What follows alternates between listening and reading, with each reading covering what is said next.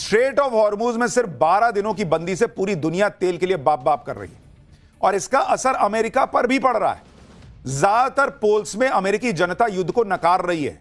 युद्ध के बीच ट्रंप की रेटिंग लगातार गिर रही है। कल ही एक और रेटिंग आई है, उसमें ट्रंप की रेटिंग और गिर गई है और शायद यही वजह है कि ट्रंप अपने युद्ध के फैसले को जस्टिफाई करने के लिए अब नई नई थ्योरी लेकर आ रहे हैं। अभी कुछ देर पहले उनका एक नया बयान आया है। ट्रंप अब युद्ध से अमेरिका को फायदे गिनवा रहे हैं ताकि उनके खिलाफ जो सेंटीमेंट बन रहा है उसे कम किया जा सके। ट्रंप अब कह रहे हैं कि यूनाइटेड स्टेट्स दुनिया का सबसे बड़ा ऑयल प्रोड्यूसर है, इसलिए जब ऑयल की कीमतें बढ़ती हैं तो हम बहुत पैसा कमाते हैं। कैसे आदमी हो यार, पहले कभी नाच रहे हो, कभी कह रहे हो लोग मर रहे हैं जिसमें लोग बाप बाप कर रहे हैं, उसमें तेल अगर महंगा बिक रहा है तो हम तो पैसा कमा रहे हैं। मतलब अपने अमेरिका के लोगों को बता रहे हैं कि घबराओ मत, हम तो पैसा छाप रहे हैं, पैसा छाप रहे हैं, महंगाई बढ़ रही है, लोगों का पैसा निकल रहा है। ट्रंप कह रहे हैं कि प्रेसिडेंट के तौर पर मेरे लिए इससे भी ज्यादा जरूरी और दिलचस्प बात यह है कि एक बुरे साम्राज्य ईरान को न्यूक्लियर वेपन बनाने से रोका जाए और मिडिल ईस्ट और असल में दुनिया को तबाह करने से रोका जाए। मैं ऐसा कभी नहीं होने दूंगा। ट्रंप के इस तरह के दावों पर सवाल उठते हैं कि जब अमेरिका ने पिछले साल जून में ही ईरान की न्यूक्लियर साइट तबाह कर दी तो ईरान न्यूक्लियर वेपन बना कहां से रहा है। मजाक है न्यूक्लियर वेपन बनाना कि पिछले 6 महीने 7 महीने 8 महीने पहले आपने फोड़ दिया, फिर 8 महीने में ईरान ने बना लिया। कागज का बोट बना रहे हैं या कागज से प्लेन बना रहे हैं कि एक कागज फट गया दूसरा लाए और बना के उड़ा दिए। ट्रंप नई नई कहानियां सुना रहे हैं ताकि अमेरिका के हमले के बाद ईरान फिर से न्यूक्लियर बम बनाने में जुट गया। इस कहानी को सुनकर थोड़ा सेंटीमेंट उनकी तरफ आए, उनकी पॉपुलैरिटी जो गिर रही है वो उठे, लोगों को लगे कि अरे ये तो हमारे लिए कर रहा है। सुनिए जरा। As well as Operation Midnight Hammer, where we totally obliterated Iran's nuclear potential. We obliterated it. They don't have nuclear potential. And then after Midnight Hammer, and then we left, we figured that'll be the end of them for a while. But they started again. That's why we got to finish it, right? We don't want to go back every 2 years. And that's because, there'll be some day when you don't have me as president. Donald Trump कह रहे हैं कि एक दिन ऐसा भी होगा जब आपके पास मेरे जैसा राष्ट्रपति नहीं होगा। भाई दुनिया में ना लोग जाके हनुमान जी के मंदिर में लड्डू चढ़ाएंगे अगर तुम्हारे जैसा राष्ट्रपति ना हो। लड्डू चढ़ाएंगे, मैं तुम्हें बता रहा हूं, क्योंकि हमारे संकट मोचक वही हैं हनुमान जी। अगर आपके जैसा राष्ट्रपति दुनिया में नहीं होगा तो इसका मतलब हम संकट से बच जाएंगे, ऐसी स्थिति कर दी है आपने। ट्रंप युद्ध में इस तरह फंस गए हैं कि अलबलाई हुई बातें कर रहे हैं और उनकी बातों में इतना विरोधाभास है कि कोई उन पर भरोसा नहीं कर सकता। अमेरिका की हालत देखकर कई लोग डोनाल्ड ट्रंप और पीएम मोदी के युद्ध की तुलना कर रहे हैं। पीएम मोदी ने, आप याद कीजिए बॉस, जब पाकिस्तान पर अटैक किया तो उस हमले का मकसद क्लियर था, कब युद्ध खत्म करना है यह भी क्लियर था, कोई कंफ्यूजन नहीं कि हम किसको मारने के लिए उतरे हैं। लेकिन आप ट्रंप को देखिए बॉस, उस आदमी को कुछ नहीं पता कि हम क्या हासिल करना चाहते हैं, कोई प्लान बी नहीं है, कुछ नहीं है। युद्ध में घुस गए, निकलना कैसे यह पता ही नहीं है। और इसलिए आपको देखना चाहिए कि देश कितने ही ताकतवर क्यों ना हो, पुतिन घुसे युद्ध में निकल नहीं पा रहे हैं, ट्रंप घुसे युद्ध में निकलने का रास्ता मिल नहीं रहा है, लेकिन नरेंद्र मोदी युद्ध में घुसे भी और निकल भी आए, अपना काम भी पूरा कर लिया और देश की रॉकेट बनी इकोनॉमी को हिलने नहीं दिया। लिमिटेड युद्ध में पाकिस्तान को घुटनों पर लाकर दुनिया को अपनी ताकत दिखा दी। आज की डेट में अमेरिका की क्या हैसियत रह गई? दुनिया हंस रही है कि तुम नंबर 1 देश हो, तुम्हारी क्या ताकत जी, तुम्हारा क्या है डिफेंस सिस्टम जी कि ईरान जहां मन कर रहा है वहां मार दे रहा है। आप सोचिए भारत की ताकत, अपने सैनिकों का शौर्य, कि ऐसे ही ड्रोन आते थे लेकिन कहीं ड्रोन घुसने नहीं दिया हमारी सेना ने, ऐसे ही मिसाइलें दागी थी पाकिस्तान ने, कहीं फूटने नहीं दिया। इसलिए समझिए जो ऑपरेशन सिंदूर में हुआ उसकी अहमियत समझिए बॉस, कि नरेंद्र मोदी कैसे गए, काम हुआ और वापस हम निकल आए भारत। पुतिन से लेकर ट्रंप तक फंसे हुए हैं युद्ध में। ट्रंप चाह रहे हैं कि किसी तरह युद्ध खत्म हो जाए, लेकिन युद्ध कब खत्म होगा ये ईरान के हाथ में है, ऐसा लगने लगा। ईरान ने अमेरिका के आगे युद्ध खत्म करने की 3 शर्तें रखी। राष्ट्रपति मसूद पेजेश्कियान इन 3 शर्तों के बारे में बता रहे हैं और कह रहे हैं कि युद्ध रोकने का एकमात्र यही रास्ता है। उन्होंने कहा कि पहली शर्त है ईरान के निर्विवाद अधिकारों को स्वीकार करो। दूसरी शर्त है युद्ध की वजह से ईरान को अब तक जो नुकसान हुआ उसकी भरपाई करो। और तीसरी शर्त है भविष्य की आक्रामकता के खिलाफ निर्णायक अंतर्राष्ट्रीय गारंटी लागू करो। अब यह कैसे होगा बॉस? अमेरिका इनकी भरपाई करेगा? तो शर्त भी ऐसी है कि जो पूरी होती लगती नहीं, इसलिए पता नहीं भगवान जाने कैसे ये युद्ध रुकना है। इन शर्तों के लिए तैयार होना ट्रंप और ताकतवर अमेरिका की सबसे बड़ी हार होगी, और वो होंगे ही नहीं, उनका ईगो ही नहीं मानेगा बॉस, इसलिए वो चाहकर भी युद्ध से निकल नहीं पा रहे। लेकिन आप ये भी देखिए कि एक एक दिन अमेरिका पर भारी पड़ रहा है। आप युद्ध का खर्चा देखिए बॉस। डोनाल्ड ट्रंप अपने देश को भरोसा देके आए थे कि हम अमेरिका को ग्रेट बना देंगे अगेन, मागा मेक अमेरिका ग्रेट अगेन। युद्ध का खर्च देखिए, युद्ध का खर्च, ये अमेरिका के लिए बता रहा हूं आपको, यूएस के लिए। पहले 2 दिन में अमेरिका का खर्च था, पहले 2 दिन, उसमें अमेरिका का खर्च हुआ था $5.6 बिलियन, यानी करीब 52,000 करोड़ रुपए, पहले 2 दिन में, मात्र 2 दिन के अंदर।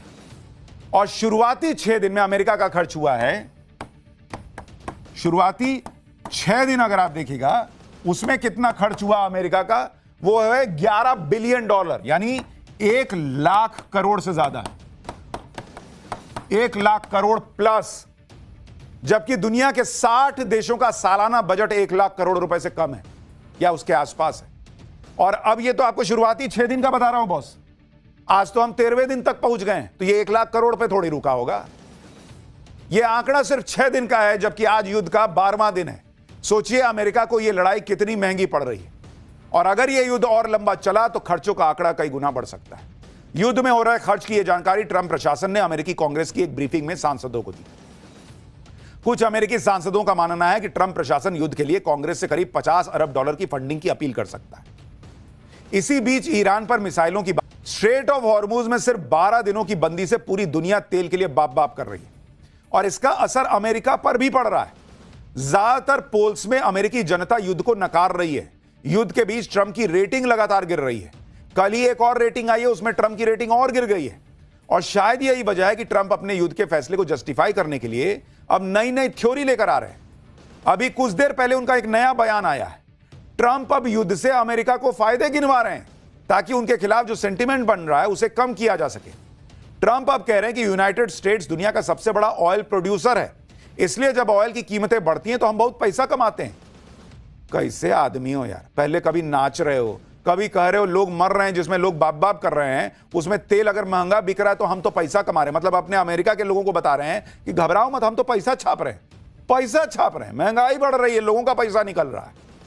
ट्रंप कह रहे हैं कि प्रेसिडेंट के तौर पर मेरे लिए इससे भी ज्यादा जरूरी और दिलचस्प बात यह है कि एक बुरे साम्राज्य ईरान को न्यूक्लियर वेपन बनाने से रोका जाए और मिडिल ईस्ट और असल में दुनिया को तबाह करने से रोका जाए। मैं ऐसा कभी नहीं होने दूंगा। ट्रंप के इस तरह के दावों पर सवाल उठते हैं कि जब अमेरिका ने पिछले साल जून में ही ईरान की न्यूक्लियर साइट तबाह कर दी तो ईरान न्यूक्लियर वेपन बना कहां से रहा है? मजाक है न्यूक्लियर वेपन बनाना कि पिछले 6 महीने 7 महीने 8 महीने पहले आपने फोड़ दिया, फिर 8 महीने में ईरान ने बना लिया। कागज का बोट बना रहे हैं या कागज से प्लेन बना रहे हैं कि एक कागज फट गया दूसरा लाए और बना के उड़ा दिए। ट्रंप नई नई कहानियां सुना रहे हैं ताकि अमेरिका के हमले के बाद ईरान फिर से न्यूक्लियर बम बनाने में जुट गया। इस कहानी को सुनकर थोड़ा सेंटिमेंट उनकी तरफ आए, उनकी पॉपुलैरिटी जो गिर रही है वो उठे, लोगों को लगे कि अरे ये तो हमारे लिए कर रहा है। सुनिए जरा। As well as Operation Midnight Hammer, where we totally obliterated Iran's nuclear potential. We obliterated it. They don't have nuclear potential. And then after Midnight Hammer, and then we left, we figured that'll be the end of them for a while. But they started again. That's why we got to finish it, right? We don't want to go back every 2 years. And that's because, there'll be some day when you don't have me as president. Donald Trump कह रहे हैं कि एक दिन ऐसा भी होगा जब आपके पास मेरे जैसा राष्ट्रपति नहीं होगा। भाई दुनिया में ना लोग जाके हनुमान जी के मंदिर में लड्डू चढ़ाएंगे अगर तुम्हारे जैसा राष्ट्रपति ना हो। लड्डू चढ़ाएंगे, मैं तुम्हें बता रहा हूं, क्योंकि हमारे संकट मोचक वही है हनुमान जी। अगर आपके जैसा राष्ट्रपति दुनिया में नहीं होगा तो इसका मतलब हम संकट से बच जाएंगे, ऐसी स्थिति कर दी है आपने। ट्रंप युद्ध में इस तरह फंस गए हैं कि अलबलाई हुई बातें कर रहे हैं और उनकी बातों में इतना विरोधाभास है कि कोई उन पर भरोसा नहीं कर सकता। अमेरिका की हालत देखकर कई लोग डोनाल्ड ट्रंप और पीएम मोदी के युद्ध की तुलना कर रहे हैं। पीएम मोदी ने, आप याद कीजिए बॉस, जब पाकिस्तान पर अटैक किया तो उस हमले का मकसद क्लियर था, कब युद्ध खत्म करना है यह भी क्लियर था, कोई कंफ्यूजन नहीं कि हम किसको मारने के लिए उतरे हैं। लेकिन आप ट्रंप को देखिए बॉस, उस आदमी को कुछ नहीं पता कि हम क्या हासिल करना चाहते हैं, कोई प्लान बी नहीं है, कुछ नहीं है। युद्ध में घुस गए, निकलना कैसे ये पता ही नहीं है।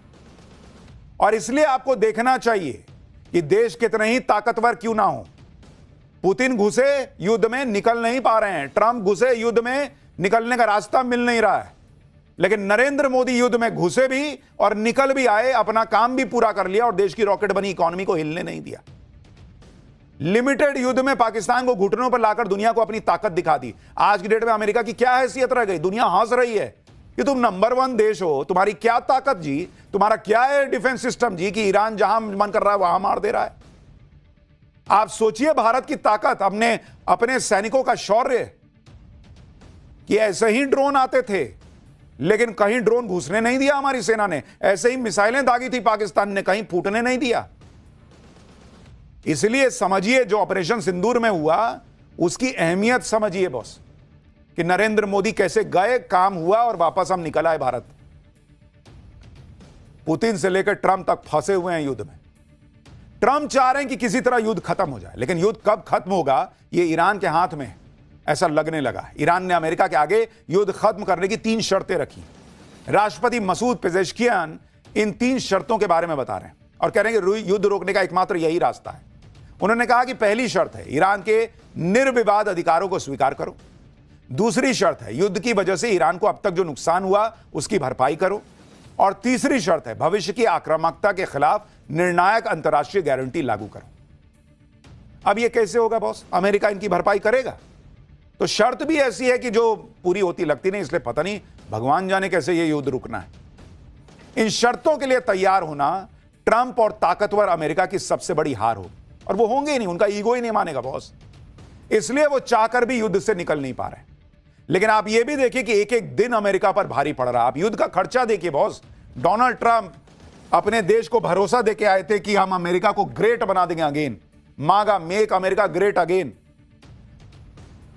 युद्ध का खर्च देखिए, युद्ध का खर्च, ये अमेरिका के लिए बता रहा हूं आपको, यूएस के लिए। पहले 2 दिन में अमेरिका का खर्च था, पहले 2 दिन उसमें अमेरिका का खर्च हुआ था $5.6 बिलियन, यानी करीब 52,000 करोड़ रुपए। पहले 2 दिन में, मात्र 2 दिन के अंदर। और शुरुआती 6 दिन में अमेरिका का खर्च हुआ है, शुरुआती 6 दिन अगर आप देखिएगा उसमें कितना खर्च हुआ अमेरिका का, वो है $11 बिलियन, यानी 1 लाख करोड़ से ज्यादा, 1 लाख करोड़ प्लस। जबकि दुनिया के 60 देशों का सालाना बजट 1 लाख करोड़ रुपए से कम है या उसके आसपास है। और अब ये तो आपको शुरुआती 6 दिन का बता रहा हूं बॉस, आज तो हम 13वें दिन तक पहुंच गए, तो ये 1 लाख करोड़ पे थोड़ी रुका होगा। ये आंकड़ा सिर्फ 6 दिन का है, जबकि आज युद्ध का 12वां दिन है। सोचिए अमेरिका को यह लड़ाई कितनी महंगी पड़ रही है, और अगर यह युद्ध और लंबा चला तो खर्चों का आंकड़ा कई गुना बढ़ सकता है। युद्ध में हो रहे खर्च की यह जानकारी ट्रंप प्रशासन ने अमेरिकी कांग्रेस की एक ब्रीफिंग में सांसदों को दी। कुछ अमेरिकी सांसदों का मानना है कि ट्रंप प्रशासन युद्ध के लिए कांग्रेस से करीब $50 अरब की फंडिंग की अपील कर सकता है। इसी बीच ईरान पर मिसाइलों की